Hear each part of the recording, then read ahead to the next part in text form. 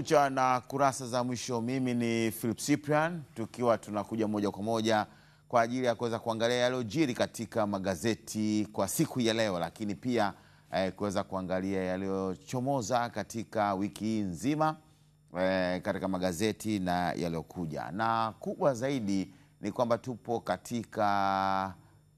tunaelekea katika FIFA break. FIFA break inaanza mapumziko, kwa maana kwamba sio mapumziko, lakini kwa timu za taifa zikiwa zinacheza katika kipindi cha FIFA, ambapo kuna michuano kutafuta tiketi ya kucheza kombe la dunia. Kuna michezo mingine mingi ambayo ipo, na kwa takriban kama wiki hizi mbili, basi kuanzia siku ya Jumanne, ila sisi Tanzania tumeanza mapema. Siku ya Jumanne tutaanza moja kwa moja break ama mapumziko ya ligi na kwenda katika vibarua kwa ajili ya timu za taifa katika maeneo tofauti tofauti.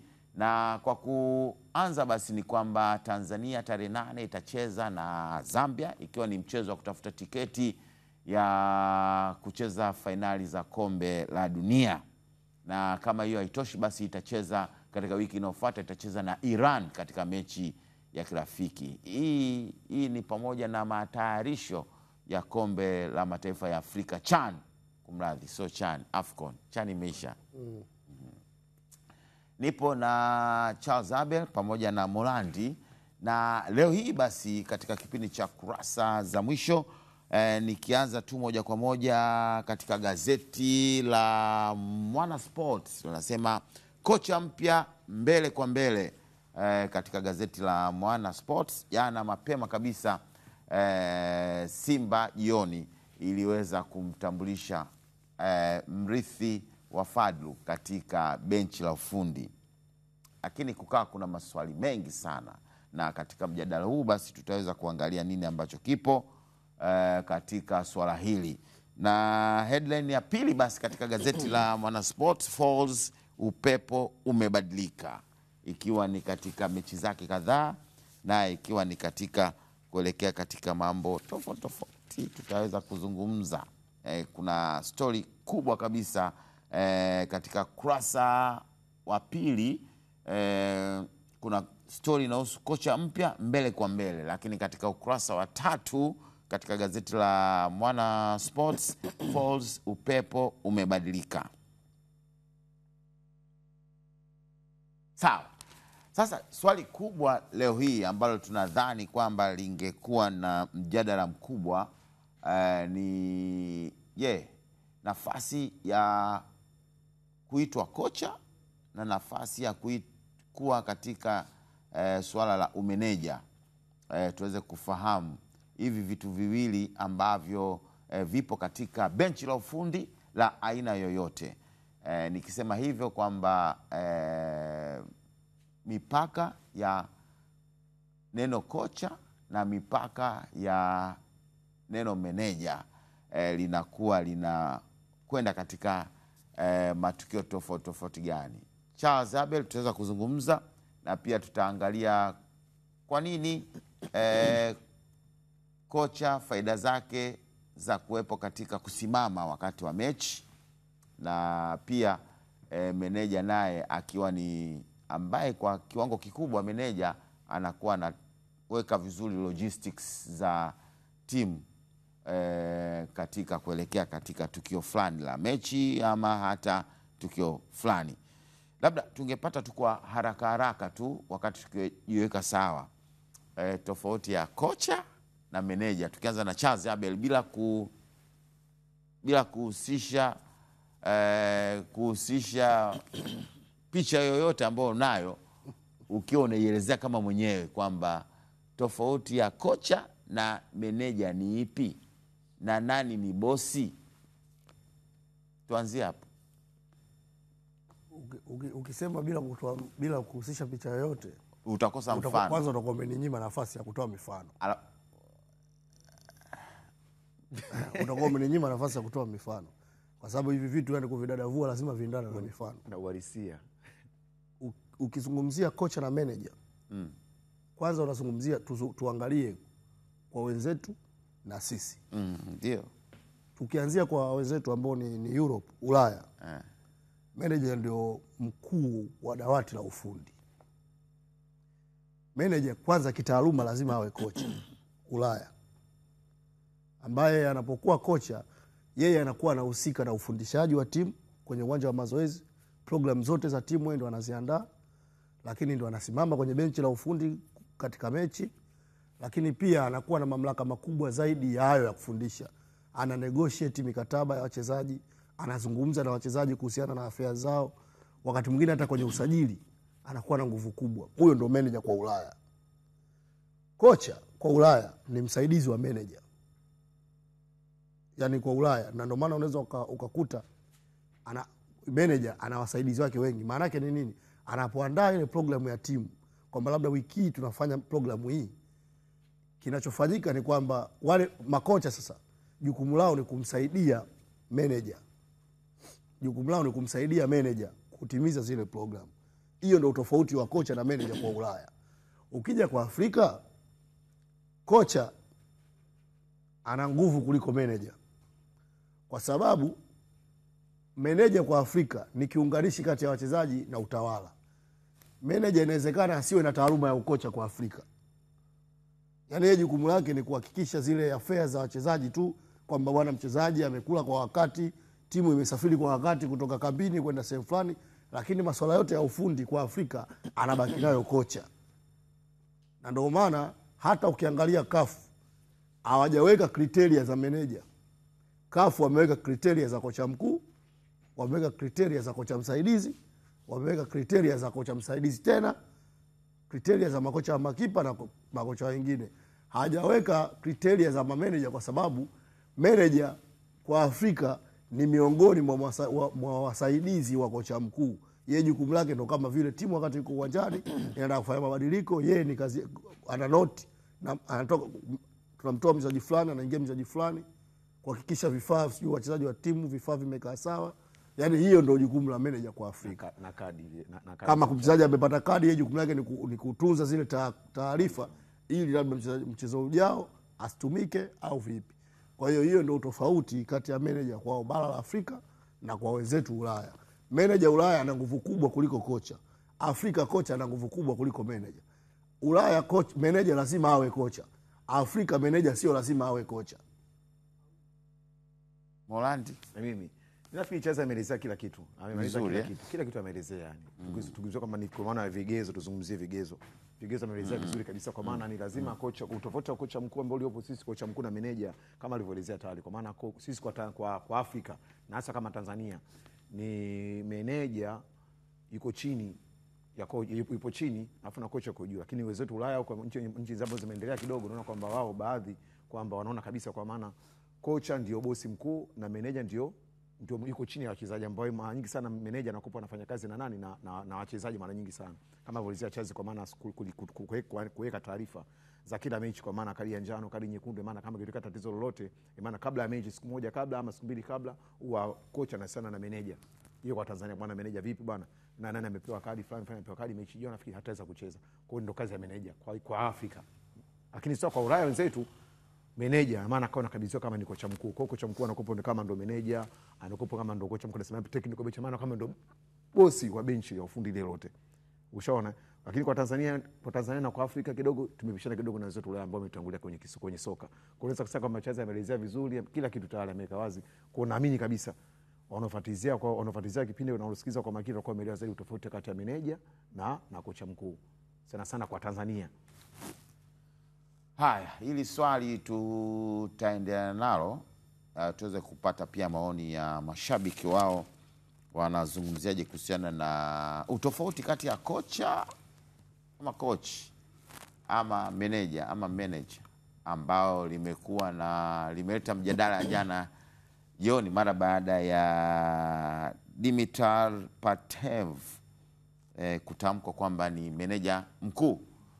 Kwa maana hiyo basi tukiangalia kwa Simba mara baada ya haya yote kuna mabadiliko ya structure ya uongozi kama ikiwa hivi, kwa maana kwamba Matola sasa ndio kocha mkuu ukiangalia hivyo kifikra, kifikra zangu Matola ni kocha mkuu, alafu pale kwenye usaidizi sasa ndo havijaeleweka, lakini pale kwenye umeneja kama yule ni meneja mkuu, ina maana Patrick Rwemamu yeye anakuwa ni meneja msaidizi labda. Sasa hapo labda kwa maana bado hajaweka structure yao, kwa maana kwamba kuweka kwamba iza kutangaza kutoa official statement, kwa maana kwamba either atakuwa atabadilishwa labda majukumu, either wateka labda kinafasi ya meneja msaidizi, maana yake hakikiwepo kipengele au hiyo nafasi haikuwepo, kwa maana kocha msaidizi na meneja msaidizi, labda tu baada labda kutambulisha meneja nani Dimitar Pantev, labda huenda wakatangaza nafasi ya meneja msaidizi, lakini kwa sasa bado hajaweka structure yao nzima. Kwa maana unajua babu, shida inapokuja ni kwamba pale kwenye benchi sio kila mtu anaweza akakaa. Yaani watu walifahamu. Ndio. Yaani CAF wametengeneza utaratibu wao pale kwenye benchi, na ndio maana unaweza ukashangaa timu ina makocha 3 au 4 wanapunguzwaga. Yaani kwenye hizo mechi za CAF ukienda kwa mfano wanakuambia bwana, hapa mmezidisha idadi. Yaani kuna namba ya makocha ambao wanatakiwa kuwepo kwenye benchi na kuna namba pia wasaidizi wengine wanatakiwa kuwepo kwenye benchi. Kwa mfano, huwezi ukaenda kwenye mechi moja una mameneja wawili kwenye benchi. Ndio maana mimi natamani, yani sijui unanielewa. Ndio maana mimi natamani kuona, yani natamani nipate ufafanuzi mzuri kutoka kwa Simba. Yani unajua, kwa sababu umetoa mfano hapo sasa. Ndio mfano uliopo. Yani Simba walikuwa wanatafuta kocha. Sijui unanielewa. Yani baada ya Fadu kuondoka, Simba walitangaza mchakato wa kuanza kutafuta kocha mkuu. Ghafla tumeambiwa Simba imempata meneja. Kwa hiyo yani bado mimi niko hewani. Simba bado inatafuta kocha mkuu au imechange gia angani sasa, baada ya kuwa kocha mkuu anakuwa meneja? Yani meza mate kwanza, wakati ukidadavua meza mate. Nimeona Nkini unayotoka mnazungumza board, mwili wake ulikopo unazungumza kwamba nataka kuzungumza. Yani ulikopo nakupa tuangalia, nikiongea mimi ananiangalia, yani nataka kuingia, anaingiaje sasa, inakuwa shida, si ndio Nkini? Karibu. Mjadala umeusikia Nkini, na katika magroup ulionekana kama vile una support. Nikisema kwamba Simba wana kocha. Una support kwamba ni kocha Simba wana kocha. Lakini kwa namna ambavyo ameizungumzia Charles Abel, bado ana hamu ya kusikia kwamba mchakato wa kutafuta kocha Simba bado upo. Lakini wewe kwa uzoefu wako Nkini, unafikiri kwamba kwa mfano kama mfano ambao yuko kwa Dimitar Pantev, anafundisha uwanja wa mazoezi, lakini akija huku ana vigezo vya kusimama pale katika benchi la ufundi wakati wa mechi. Sasa huo ni yani kinachonisumbua mimi ni kitu kimoja, ya kwamba tumemwona kwenye mechi ya Simba na Gaborone. Naam. Alikuwa kocha mkuu na amehojiwa kama kocha mkuu. Yani Simba na Gaborone ya kuhojiwa kama manager, na kwenye press ndio alikuwa anafanya press zote zile ambazo zinasimamiwa kiutaratibu kwamba ni kocha mkuu. Lakini kingine ni mimi siamini kama CAF wanaweza wakamruhusu manager akafundisha timu. Hilo mimi ndio hoja yangu inapokuja. Yani CAF hawezi kumruhusu Patrick Rwemamu akasimama kwenye touchline akawa anafundisha timu, akaelekeza timu yake. Hiyo ndio hoja ambayo mimi ninayo siku zote. Inawezekana yanayozungumza yote yakawa yako sahihi, lakini mimi natamani nisikie kauli ya Simba, au natamani pia nisikie kauli ya TFF au ya CAF. Ya TFF ndio wako karibu sana. CAF inawezekana wakawa wako mbali, lakini nisikie kauli ya TFF. Nina wasiwasi kinachozungumzwa ni kile ambacho kilikuwa kinazungumzwa kupitia kwa Nabi vigezo anavyo hana. Kaizer Chiefs walimwambia Nabi vigezo hana, lakini ana vigezo. Na Nabi amewahi kusimama kwenye mabenchi mengi tu. Ndio maana nasema, yani mimi natamani siku moja niwasikie Simba wanasema kumtambulisha inawezekana, kwa sababu hata Simba wenyewe baada ya kumtambulisha kama ni manager hawajaja kurekebisha. hawakutoka wakarekebisha, wakasema bwana huyu sio manager. Kwa hiyo natamani niwasikie kauli yao, waseme kwamba bwana huyu bwana sio kocha, si ndio? Huyu ni manager, anakuja kuchukua nafasi ya nani, anakuja kuchukua nafasi ya fulani. Lakini pia Unaelewa, kwa sababu Simba wenyewe, lakini hata Simba sisi mchakato wao wote wametuambia kwamba wanatafuta nani? Kocha. Yule waliomtangaza kila mtu anajua kwamba ni kocha, kwa sababu ameona kwa amechukua ubingwa Kamerun, amechukua ubingwa Botswana, sawa? Amekuja hapa tumemwona akisimama kama kocha. Press zote zile ambazo ni za kiutaratibu amefanya yeye kama kocha. Sasa kigezo hicho ambacho kinaambiwa hana ni kipi? yani changamoto Kwa sababu sisi ngoja kwanza. Anahoja waliwahi kuja nani hapa? Waliwahi kuja Azam waliwahi kuwa na makocha wawili. Kwa tunazungumza hapa kwamba sio kocha mkuu, lakini yule hakuwahi kutambulishwa kama manager. Yule ambaye sasa hivi anafundisha ile timu ya Wileti. Yule alikuwa na nani? Hata Gabo kocha mkuu. Hata Gabo, si ndio? Gabo sasa alikuwa hapa. Yani Azam walimtambulisha, yani kwa nini Simba walishindwa nini kumtambulisha kama kocha? Umeelewa? Alafu akawa labda anafanya kazi na Matola ambao ana leseni. Sasa mimi siamini ya kwamba Simba wanaweza wakamchukua mtu ambaye ni kocha wakaja hapa kumfanya akawa manager. Hilo mimi ni hoja yangu, yani ni ya kwangu mimi mwenyewe. Ndio maana natamani mimi Simba watoe statement ya kwamba bwana sisi hicho mnachokisema nyewe kiko sahihi, kwa sababu mimi naona kama tunawasemea sana. Yaani wenyewe watoke sasa waseme bwana iko hivi, au TFF tuwahoja kwamba hii bwana ni sahihi, huyu ana vigezo vya kuna nini vya kufundisha timu. Huyo kocha Molandi alisema alidadavua. Akaona kwamba amefundisha nini? Hii alipitia, kuna timu amepitia baadhi timu za taifa, timu ya mchezo ule timu ya taifa ya Bulgaria. Sasa ni ya kwanza kabisa, yani ni mwanzo kabisa kule ambao hata kwetu kuna makocha ambao wanafundisha zile futsal hata huko watu wanafundisha. Hapo ndo alikuwa alipitia lakini amechukua ubingwa Kameruni yule, amechukua ubingwa Gaborone. Nani amechukua ubingwa na Gaborone kama kocha. Kama maana baada kutoka kwenye ile futsal kwenye timu ya taifa ya Bulgaria kutoka Kameruni. Morandi futsal hata hapa Tanzania wapo wachezaji wetu wa zamani wa mpira ambao kitaaluma ni makocha, lakini wanafundisha futsal. Of course. Futsal ni mpira wa miguu ambao unachezwa eneo kama hili sakafuni, ndio. Kwa hiyo yani wala hiyo sio shida, kwa sababu tayari kwenye football yani mpira wa miguu wachezaji 11 asha prove kwenye timu alizofundisha. Mimi ninapokuja kwenye hoja yangu wewe maswali mengi. Mchezo wa kwanza huyu kocha kukaa kwenye benchi Simba na Gaborone. Mchezo wa pili mbona kakaa? Ndo mchezo wa kwanza pia mbona hajakaa? Yaani mimi hoja yangu mimi iko clear. Ni kweli kwamba sisi tunaweza tukawabadilishia CAF statement ya kwamba bwana huyu sio kocha, si ndio? Huyu ni manager. Alafu akakaa kwenye touchline akafundisha. Lakini yani particular Imam leo tuna uwezo sisi wa kuambia CAF ya kwamba bwana tumembadilisha sasa hivi kutoka manager ni kocha. Unajua kuelewa kabisa ukaa kwenye touchline ukafanya zile press ambazo ziko kwenye utaratibu. Cyprian. Unajua kuna kitu kimoja kioji kuhusiana na nani Cyprian kuhusiana na kocha yule wa nani wa Azam full ambaye sasa afundisha kocha na ni kocha wa Willet ambao amecheza na Yanga. Anakaa kwenye benchi kule. Sawa, lakini utaona katika benchi la kwenye benchi akiwa hapa Azam hakuwa anakaa kwenye benchi, wanakumbuka. No, Bruno Feli alikuwa kocha mkuu. Bruno ndo alikuwa kocha mkuu. Bruno. Dabo msaidizi. Lakini kwamba hata tuzo zote alikuwa anapataga Bruno mpaka watu wakawa wanahoji.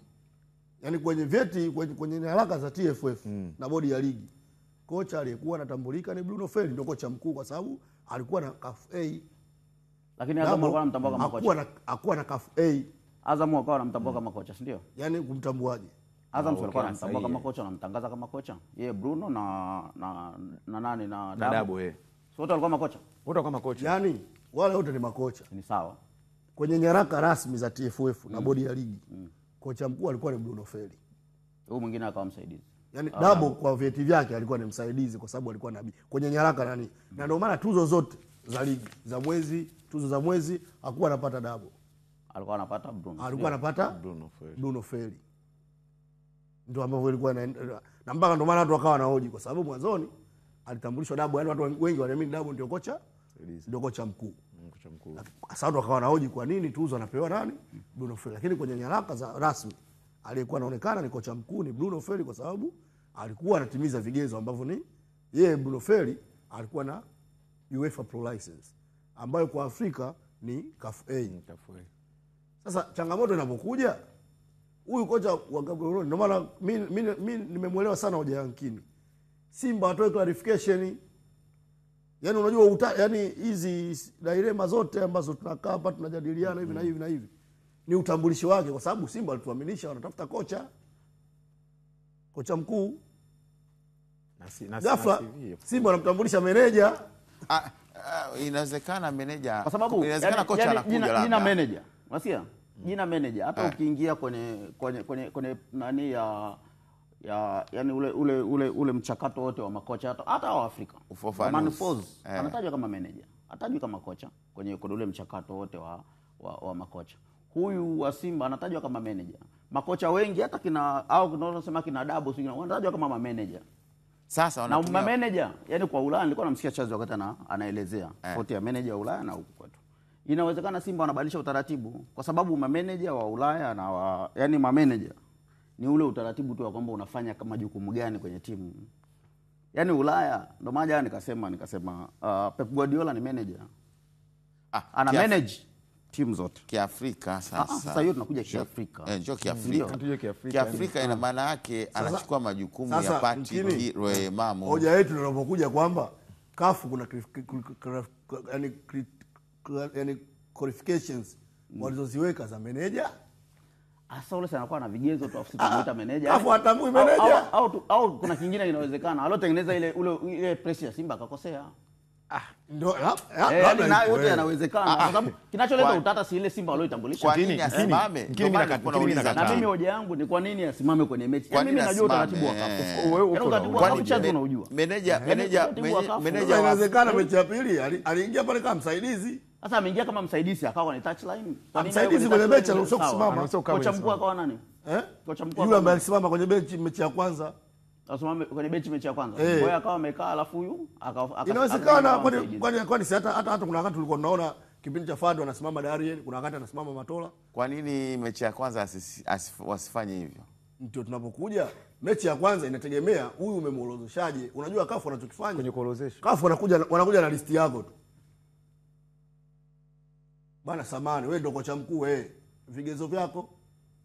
Mimi bwana vigezo vyangu na toka nenda kakae kule juu. Tuliona hapa kwa ni Simba Didier Gomez na Rosa. Didier Gomez. Simba wampeleka listi yao kafu. Imeonekana Didier Gomez ni kocha mkuu. Bwana kocha mkuu kwa vigezo vyetu na wewe na license yako kakae jukwani. Anatoka ameenda kukaa jukwani. Bwana mkubwa pale Chimana amesimama kama lakini pia benchi la ufundi. Lakini kama Didier Gomez ndio tunapokuja kwenye issue ya Dabo na nani? Na Bruno Feli. Kama wamemuorozesha Dabo kama msaidizi. Lakini wao wenyewe kwenye nyaraka zao wanajua Dabo ndio mkuu.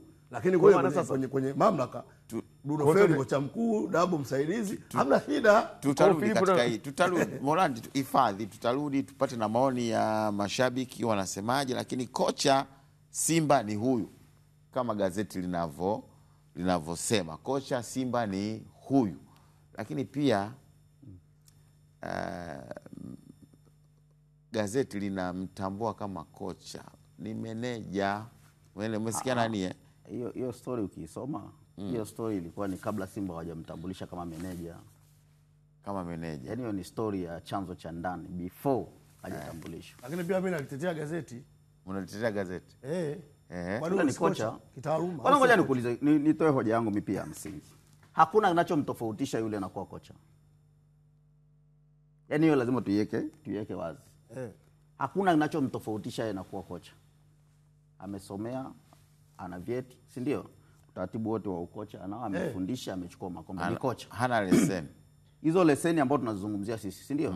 Kwanza ni utaratibu ambavyo anaweza akavipata muda wowote. Hilo kwanza tuliweke clear. Kesho mtu asije akaja akasema walisemaga hivi. Ni vitu ambavyo anaweza akavikamilisha muda wowote. Anaweza akapata zile kwa sababu ni course fupi sana. Wanaita refresher na hizo. Ambavyo anaweza kama bila kuwa msaidizi Robertinho alipokuja hapa Tanzania, si ndio? Kila siku alikuwa anaenda kusoma, si ndio? Zile zote ni kozi ambazo mtu anaweza akazipitia. Wiki mbili na kwa wiki mbili. Matola tayari ana vigezo, sawa? Simba wanaweza akasema kwamba kozi ni mwezi wa 11, sawa? Matola endelea kusimamia timu. Sawa? Akasimamia timu. Mwisho jamaa akaja akarudi akawa nani? Akawa bosi wa benchi lake la ufundi. Kwa hiyo ni vitu ambavyo vinawezekana. Yaani hizi hoja tunazozungumzia lazima umwambie mtu kabisa kwamba kuna uwezekano kikawa kina nini, kina ukomo. Ingawa mimi kitu ambacho nakitamani ni statement ya Simba na statement ya TFF. Yaani TFF watuambie ya kwamba bwana sisi ambao tunasimamia makocha hapa nchini, si ndio? Huyu ana vigezo au hana vigezo. Hicho ninachokisubiri mimi kwa hamu sana. Na hizi kozi unaweza ukazisoma hata online. Maana yake kwamba anaweza kaendelea na majukumu yake lakini akasoma kimya baadaye akawa amepata hiyo leseni. Sasa anakuja leo. Mimi natamani waandishi pale uwanja wa ndege wa Muliza. Anaingia leo Haya, huyo ndo kocha. Lakini pia kwa kuongezea, huyo ni kocha wa 3 raia wa Bulgaria kufundisha Simba. Wa kwanza Dimitar Samsarov ambaye ndo alianzisha hii style ya kuruka hizi koni. Afu wanaendana na mazingira ya Kiafrika. Naam. Wanafanyaga vizuri katika soka la Kiafrika. Makocha Ulaya Mashariki yaani Afrika ni bara ambalo limetoa nafasi kubwa sana kwa makocha kutoka Ulaya Mashariki kuliko Ulaya Magharibi. Yaani makocha Afrika ina makocha wengi sana kutoka Ulaya Mashariki. Kwa sababu kwanza wale kule ujue nchi za Ulaya Mashariki zimesomesha sana makocha wengi, lakini pia wanaweza kuadapt mazingira ya mabara mengine tofauti na Ulaya. Unajua makocha kutoka Ulaya Magharibi, Italy, Ujerumani, Uingereza ni yani wengi hawawezi, yani changamoto sana kuja kufundisha mpira wa Afrika kwa sababu mpira wa Afrika bado haujawa advance kama kwao. Tofauti na Ulaya Mashariki, yani makocha wa Ulaya Mashariki wenyewe wanaadapt mazingira kwa haraka. Yani kuja hapa akakuta labda timu haina kiwanja, haina nini, kwa kiasi anaweza kaona kawaida kwa sababu wale wengi yani wao wanaamini katika kudevelop kwa kufundisha hata nchi ndogo ndogo kuliko makocha wa Ulaya Magharibi. Tutaendelea na mjadala huu tutaendelea nao mpaka mwisho. Tuangalie namna ambavyo ilivyo, kwa sababu kuna vitu vingine vinaingia ndani yake kwamba makocha wa Ulaya lazima wapate leseni za Afrika kuja kufundisha Afrika.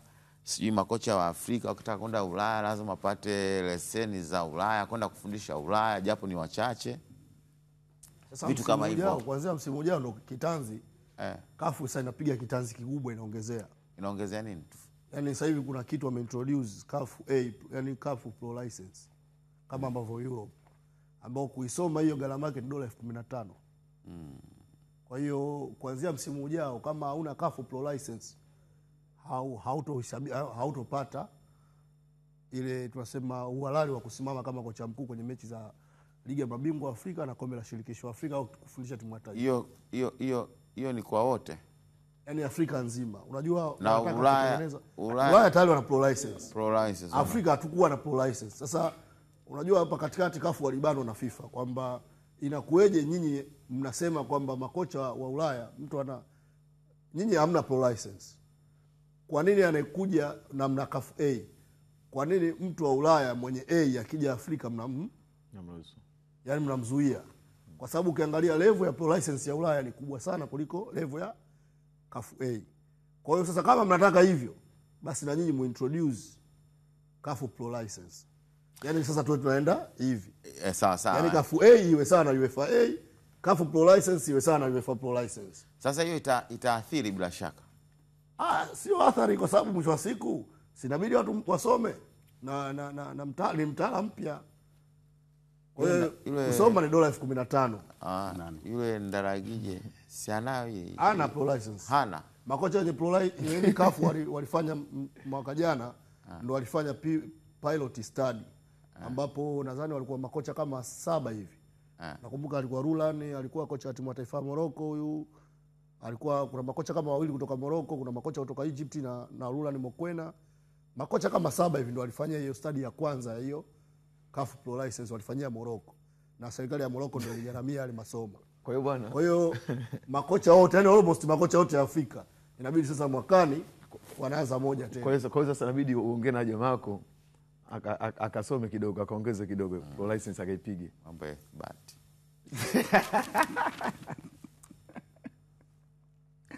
Unayo. Haya. Tutarudi katika huu mjadala wetu, si ndio? Bado haujaisha kwa sababu Simba wametufanyia kizungumkuti jana jioni, tukawa tuelewani kwamba kocha si kocha, meneja anaingiaje, nani anatoka. Mimi na wasio sana na aloweka ile statement. the statement. Yani, Na sababu hata alikuwa na kama uwezo pia kumtambulisha kama kocha tu. Yani ndio katengeneza hii mjadala wote. Yani alikuwa wana uwezo Simba kusema kocha wetu ni huyu hapa. Alafu bado tusingehoji. Tungekuja kuhoji baada ya kumuona ya kwamba kwenye yale majukumu yake ya kocha mkuu. Labda tusubiri leo, inawezekana wakabadilisha. Lakini statement. Kingine pia tulikuwa tunamsema Matola kocha anaweza akawa kocha mkuu, si ndio? Huyo msaidizi ambao tunasema ana vigezo. Yule kocha anakuja naye. Yule msaidizi ambao ana vigezo. Yule kocha ndo anakuja naye, anakuja naye kama msaidizi, alafu anakuja na kocha wa makipa pia. Kwa wanakuja leo wakitua, wanatoa watu watatu. Anatoa yeye, bosi mkubwa, anatoa na huyo msaidizi wake ambao tunasema ana vigezo. Yeye ana vigezo vyake, si ndio? Nani? Huyo msaidizi ambao Chazi anasema kwamba ana vigezo ndo alikuwa hapa amesimama kama kocha mkuu. Anakuja naye. Alafu pia anakuja na kocha wa makipa. Bwana tuongezea mjadala. Mimi naongezea mjadala wa nini? Ndivyo mimi naongezea nyama. Structure inaharibika. Inaharibikaje sasa? Bora uone kama inavyoharibika bado.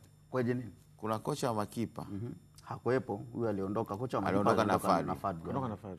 Kocha msaidizi aliondoka na Fadlu. Kuna kocha mmoja amebaki. Fadlu ameondoka na watu 4. Yaani kocha msaidizi wa Simba, kocha msaidizi namba 1 aliondoka na Fadlu. Kocha wa makipa aliondoka na Fadlu. Pale alibaki yule kocha fiziki wa fitness ndio alobaki. Baadaye basi ni Msauzi yule. Ambao yeye pia ni kocha pia wa nini wa fitness wa Gaboni, sio timu gani ya taifa Mali. Ambao pia akabaki na nani? Na Matola. Akabaki na yule video analysis mmoja ambao si ni raia wa Kenya kama sikosei. Ndio watu ambao walibaki pale kwenye timu kama makocha. Akabaki na Patrick ambao mlikuwa mnamsema hapa kwamba ni manager. Sasa kama kocha tukiangalia kivyetu tukisema kama tukirifaa kama coach, na maana kocha Dimitri yuo pale juu anafuata kocha huyo msaidizi, anafuata kocha Matola, afu kocha wa makipa, kocha fitness, alafu anafuata manager kocha fitness wa fitness, alafu anafuata manager. Kama watakuwa wana utaratibu wa kocha mwingine, sijui siku hizo kuna makocha wengi. Kuna kocha mpaka wa washambuliaji, kuna kocha wa nani wa set pieces. Haya, tutahitaji ufafanuzi kutoka Simba kuhusiana na hili kwa sababu limeleta mjadala mkubwa sana. Jana FIFA pia wamezindua mpira unaotambua offside. Offside, tunajua offside limekuwa ni janga la soka kote. Soka.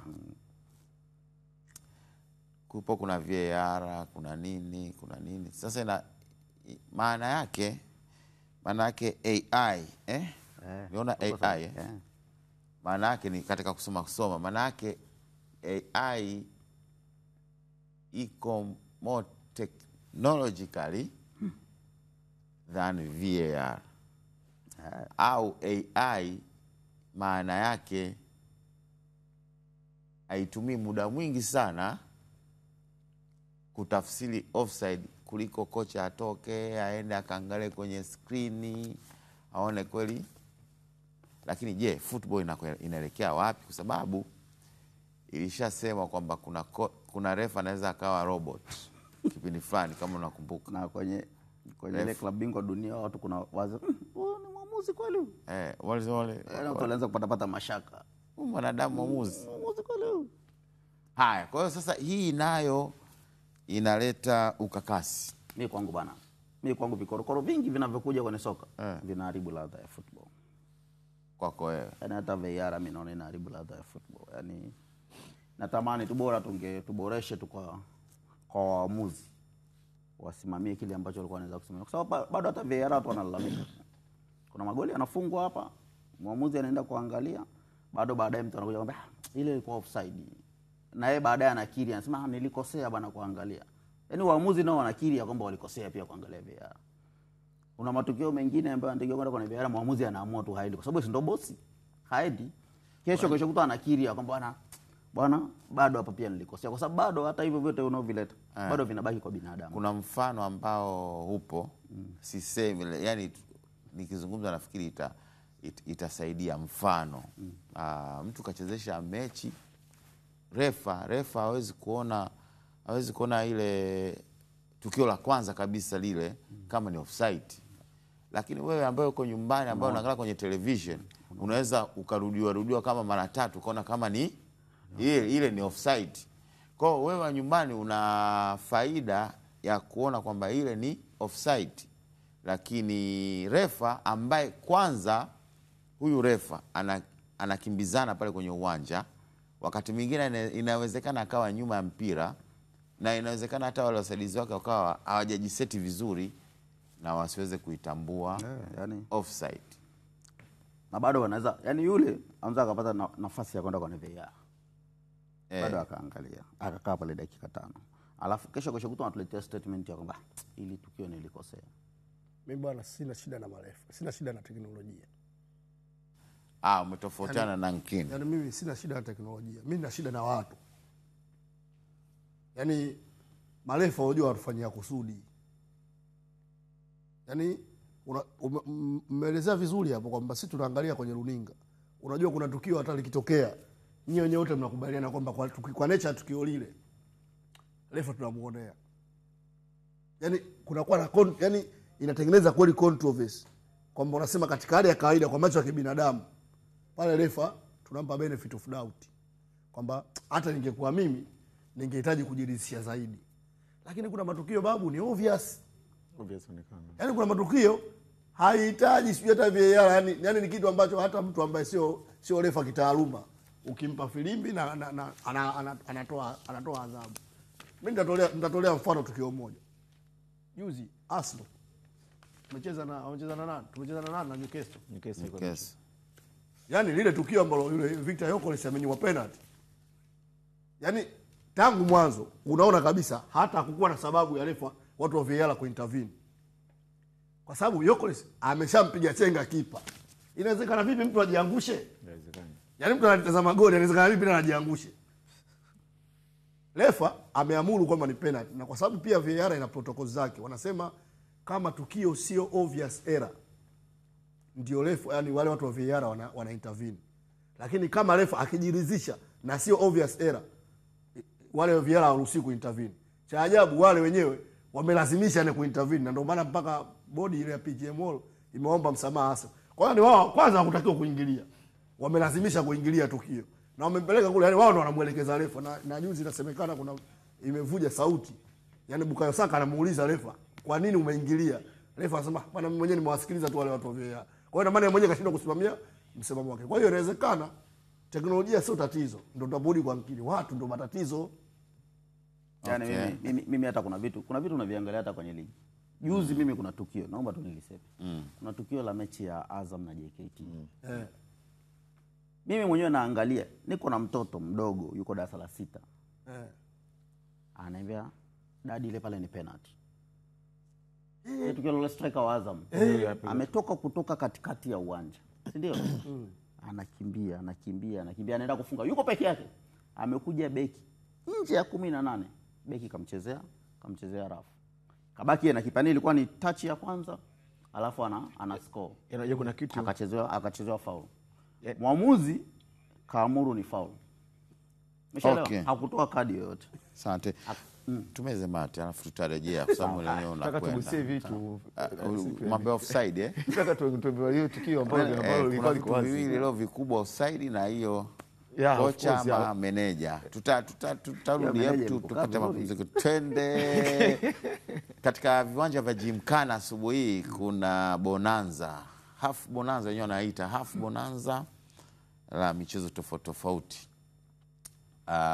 Kuna michezo mingi, volleyball nini ambayo imeandaliwa na mahakama. Unajua ni mara chache sana mahakama kuandaa michezo.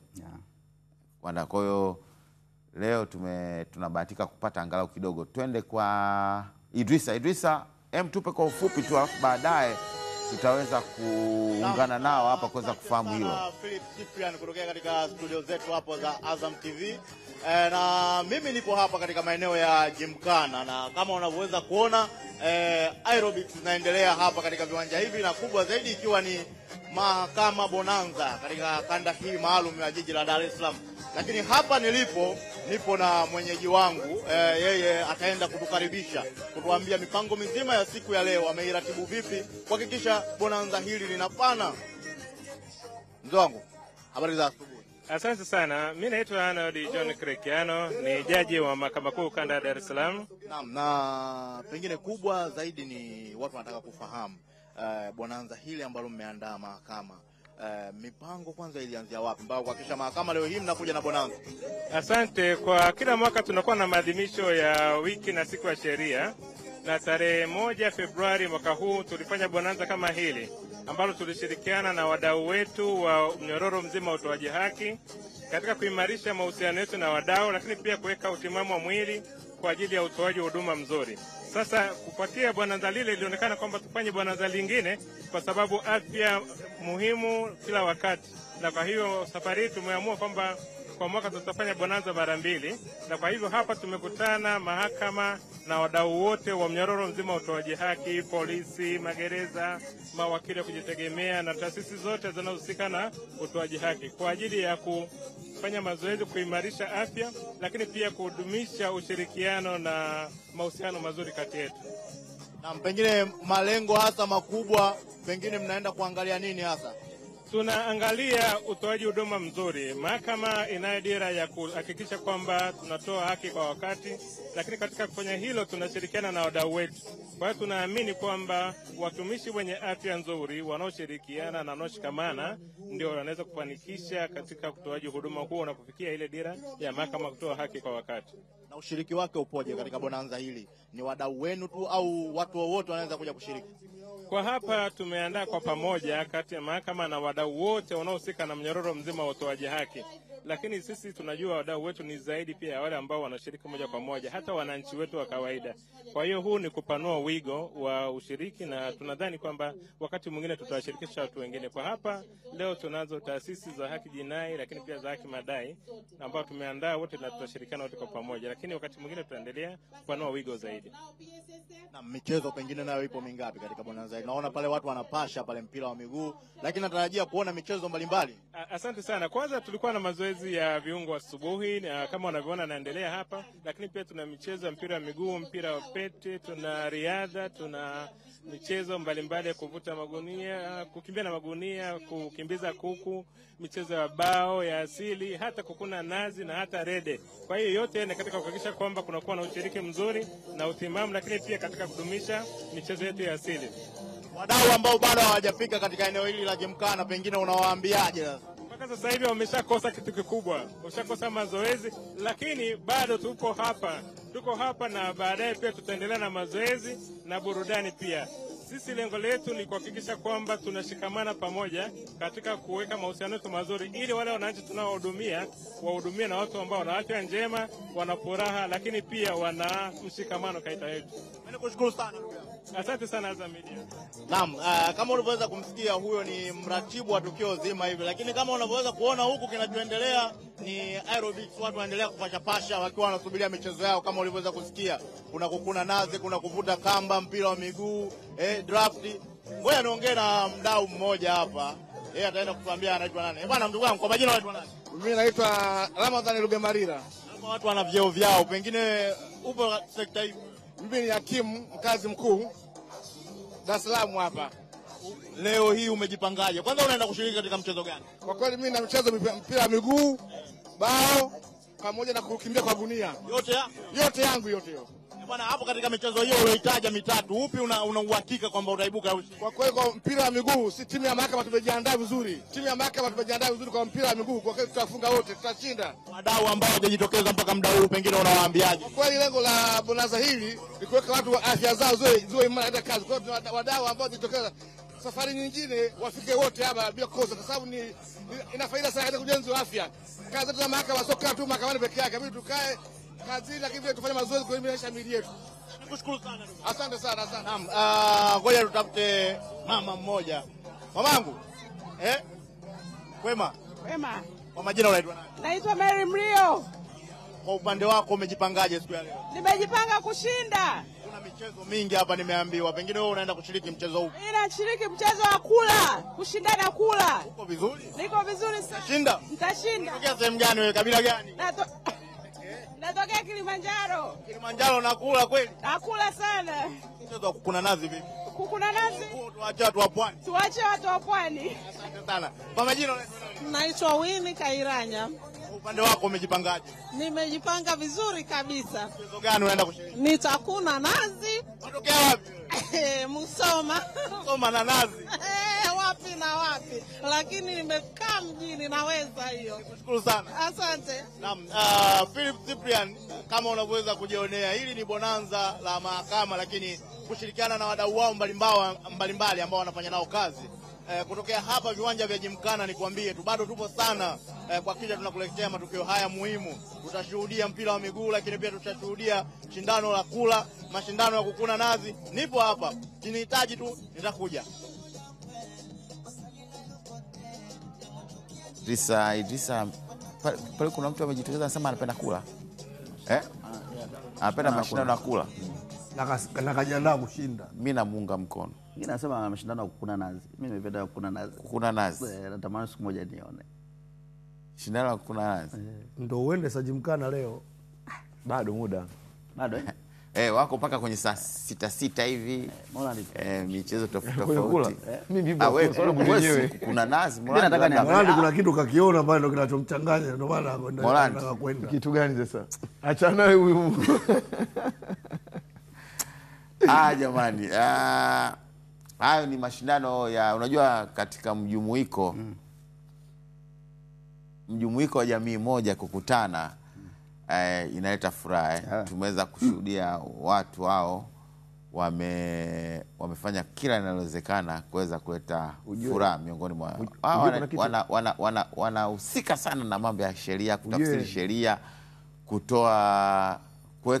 kuweka jamii katika mazingira mazuri sana na kutufundisha sisi sheria. Kufundisha sheria. Sisi wengine sheria tuliojiweka wenyewe. Unajua ni ile sheria tuliokubaliana nayo. Sasa lakini si hatuzijui. Hatuzijui, lakini wanasimamia wakisimamia katika nani. Kwa hiyo hii ni sheria ambayo ni msumeno unasema unaokata kote kote. Kwa hiyo leo wanafanya mashindano hapo na wana riadha, michezo mingi iko pale. Ni nzuri sana. Unajua kuna kitu kimoja unashindwa kuelewa, unajua. Unajua sometimes mnakutana kila siku sehemu moja, mnaondoka, mnakutana sehemu moja, mnaondoka. Sijui tabia zako uko vipi Philip, sijui tabia zake kingine ziko vipi, cha sijui tabia zake ziko vipi. Mkutana pale kama leo pale, naamini kabisa kila mtu pale atafanyaje leo, atajionyesha leo, kuna kula, kucheza muziki, watakunywa, of course, wataenjoy nini. Kumbe kini uko hivi kumbe. Lakini sasa mimi nachokisema hapa ni kwamba lisiwe jambo la mara moja baada ya miaka miwili. Ndio hivyo. Liwe la utaratibu. Na taasisi zingine na taasisi of course zingine mahusiano kama mazuri. Mmoja tu naona mwananchi mnakimbia siku zao. Kiongozi ni chazi. Kwenye hiyo jogging. Jogging. Majuto alianzishaga kaiua mapema sana jogging. Hiyo jogging. Kwa nini akaiua na iwaje? Unaona kuna mkimbiaji pale. Haya jamani. Tunaelekea mwisho, lakini bahati mbaya sidhani kama tutaweza kupata maoni ya watu.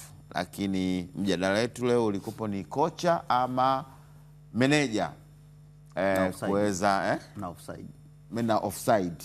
Lakini mjadala mkubwa hapo ulikuwa ni wa masuala ya coach, meneja. Abeli yeye ni kocha, si ndio? Na wewe ni kocha, lakini ameshafundisha kocha timu zinachukua makombe, lakini mimi sio kocha ya mchangani. Sio bwana, mkini bwana ni kocha. Sema kocha bwana anajasomea, hana cheti bwana. Akwalify bwana. Abeli kasomea ni kocha. Abeli kasomea. Na tutoe picha ya mambo ya Simba, tutoe picha kabisa ya mambo ya Simba. Hii tunazungumza kama mjadala. Kama ingekuwa wewe kocha, unajijua ni kocha, unafundisha kocha kama wewe, lakini ukaletewa meneja, lakini mbona umecheka? Umesema tutoe issue ya Simba. Ukaletewa meneja. Maneno mawili tu tunazungumza hapa, kocha ama meneja. Meneja akawa ndio mpango kazi wake, lakini anampa coach. Ungejisikiaje? Maana wewe una professional Charles Abel? Mimi nitarudi kwenye mkataba, unasemaje? Ili uache kazi. Narudi kwenye mkataba, unasemaje? Haya, mkataba unasema wewe kocha msaidizi. Kama ni msaidizi, maana yake bosi wangu amekuja Kama meneja. kwa sababu jukumu la msaidizi ni kufanyia kazi kile ambacho mkuu wako anakuelekeza. Haijalisha wewe kocha mkuu, haijalisha wewe meneja. Tayari ni mkubwa wako kwa mujibu wa structure yenu kama klabu ambao mmeiweka. Lakini kama mimi kwenye mkataba wangu mimi ni kocha mkuu, alafu anakuja mtu naambiwa ni manager, natakiwa tena ni apply majukumu yake, tunarudi kwenye mkataba, unasema nini? Ukishajua mkataba unasema nini? Kama mkataba unasema nini, maana yake mimi si ndio head wa benchi la ufundi. Kama yani mkataba unasema mimi ni mkuu wa benchi la ufundi, anakujaje tena mtu anakuja yani kwamba eti anipangie mimi cha kufanya? Maana yake hapo tunarudi tena kwenye kurekebisha mkataba wetu. Lakini pia kwa kukumbushia Babu, mpaka sasa hivi unajua Kutikavu limeweka historia. Yaani unajua msimu uliopita tuliona kwamba Kutikavu limeweka historia. Makocha ngapi? Toka ligi imeanza makocha ngapi? Yaani katika raundi 3 za mwanzo, raundi 3 of course. Kuna mmoja pre-season tu, ndani ya pre-season yakang'oka. Yaani kuna mmoja yeye kaondolewa kwenye pre-season. Lakini Alomlisi naye kaondoka kabla Taliani ndio sasa. Ile sasa usikie Chazi. Hapa kwenye kipindi nilimwambia siku moja kwamba Babu, misimu yote iliyopita nyuma, sawa, misimu ile nyuma iliyopita, kabla ligi ijaanza tu huwa tunaanzaga na jamani Kutikavu. Tuna mapema tunaanzaga. Lakini nashangaa msimu huu tumechelewa kabla hata pre-season inamalizika tu ile. Lakini unaona msimu huu tumeanza mpaka mechi alisema raundi 3 za mwanzo tayari zishatembea na watu 4. Na alisema kabisa, na Philip alisema sasa jamani, bado alisema Morandi bado mapema sana kuzungumzia hilo swala sasa hivi. Bado kidogo mechi raundi ya 5 ziende. Tutakuja hapa Jumamosi ijayo. Hapa katikati hapa tukiti salama. Kuna mmoja anaondoka. Kabisa. Na kwa mara ya kwanza katika historia Tanzania, mechi ya kwanza ya dabi ya Kariakoo itafundishwa na makocha tofauti wazifundisha timu kwenye ngao. Kwenye mzunguko kwenye ngao. Yaani ni kwa mara ya kwanza katika historia. Yaani makocha walofundisha ngao dabi, siamini kama watafundisha kwenye mechi ya kwanza. Nikumbusha kitu ambacho kinaingia pale kwa kocha na manager. Dodoma nimeona jana wamepigwa faini ya milioni ngapi? 15. Dodoma? Dodoma Jiji. Ya kwamba walikuwa na kocha ambao hana vigezo kwenye benchi. Yaani kwa statement ya bodi ya ligi umewapiga faini kwa sababu walikuwa na kocha ambao hana vigezo kwenye benchi. Unajua Dodoma wana changamoto kidogo. Umesikia hiyo? Unajua Cyprian, umesikia hiyo? Mimi katika pita yangu, katika uliza yangu, Dodoma kocha mkuu, kocha msaidizi, kocha yani wote, kocha wa makipa wote hawakizi vigezo. Kwa hiyo timu sasa hivi inafundishwa na fitness coach. Dodoma sio alikuwa meki. Dodoma sio alikuwa meki. Dodoma alikuwa meki. Wameleta Vincent Mashami bado ana timu mpaka sasa. Wameleta Vincent Mashami kutoka Rwanda ambaye hakidhi vigezo, msaidizi wake hakidhi vigezo. Kwa hiyo sasa hivi timu inafundishwa Vincent wa timu ya taifa yule ya Rwanda. Vincent Mashami alikuwa timu ya taifa ya Rwanda. Kaletwa wapi? Ndio yuko Dodoma. Msaidizi. Hakidhi vigezo kwa sababu yeye naye ana CAF A. Umeona? Hapo tukitaka kufanya amna tunafanya. Maana ukisema kama amna sasa, maana yake sasa Kutikavu wako makocha 5 sasa. Na huyo 5 muongeze mwingine, kuna mwingine anaondoka kuanzia kesho. Sasa wakati mwingine anaondoka kuanzia kesho mpaka ifike Jumamosi. Tunahitimisha. Lakini sasa kuna maneno ambayo yapo sitaki watoa naweka code. Na naomba nisome. Twende. Naomba nisome. Huku mmoja wa vigogo wa juu akisisitiza kocha huyo hawezi kutemwa ghafla namna hii. Upepo umebadilika. Alafu nasoma nyingine. Mfaransa huyo hivi kwa sasa Mfaransa huyo kwa sasa saa zinahesabika na lolote linaweza kumtokea. Tushamjua sasa. Sasa kwani Mfaransa wako wangapi makocha? Sasa Wafaransa wako wangapi? Babu. Wafaransa wako wangapi? Soma hiyo ndani ya kuchini kwa hawezi kasema. Ngoja. Katika ulimwengu wa soka Ufaransa haipo. Wafaransa kwa ngapi? Soko hapa nchini. Ndio hapo. Kwa story ya wapi? International. Haiwezekani. International. Tulisha tango poli. Yaani unafungua yaani gazeti la Mwanasport ukurasa wa 3 kwa story international. Tushamjua bwana. Sisi soma headline ya pale chini hapo. Unataka nisome? Falls upepo umebadilika. Headline ya pili kwa mujibu wa Ankin analazimisha Falls upepo umebadilika. Ameomba. Tushaelewa tayari sisi. Faransa tushamjua ni nani tayari. Kodi yani kodi yako yani sio kodi tena. Sio kodi tena. Babu kwani Nyerere Day ni lini? Tarehe 14. Haya sawa. Ndio nini? Mimi nimeuliza tu Nyerere Day ni lini? Inafika haifiki. Mimi nimeuliza Nyerere Day lini? Tarehe 14. Sawa. Leo tarehe 4. Kuna siku 10 hapa. Sasa katika FIFA break. Ndio katika international break. Sasa Nyerere Day kwa kweli subiri kwanza chazi hivi hapa mpaka kwa Nyerere Day itakopo ligi ishachezwa, ligi si bado haijachezwa, mtu wake afija ndio nasema ligi haijachezwa bado. Yaani huyo mtu kuondoka hakujalisha kama ligi inachezwa. Yaani tena si ndio wana muda wa kutosha.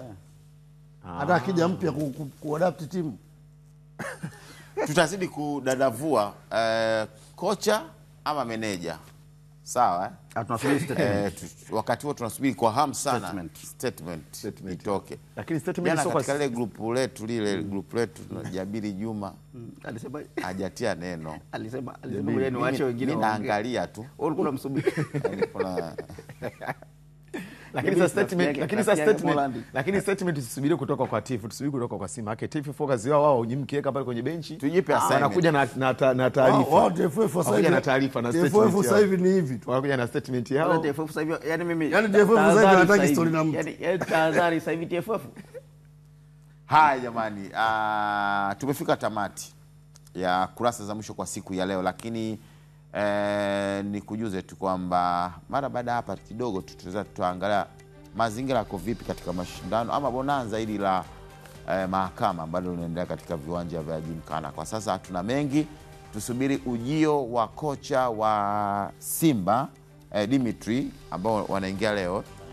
Muda hujataja itakuwa mchana ili tuweze kuzungumza naye, lakini alicheza mchezo mzuri siku zile, nafikiri ndio ikawa kocha wenyewe wanamuita kocha. Naambiwa ndio maana wanamuita kocha matatu.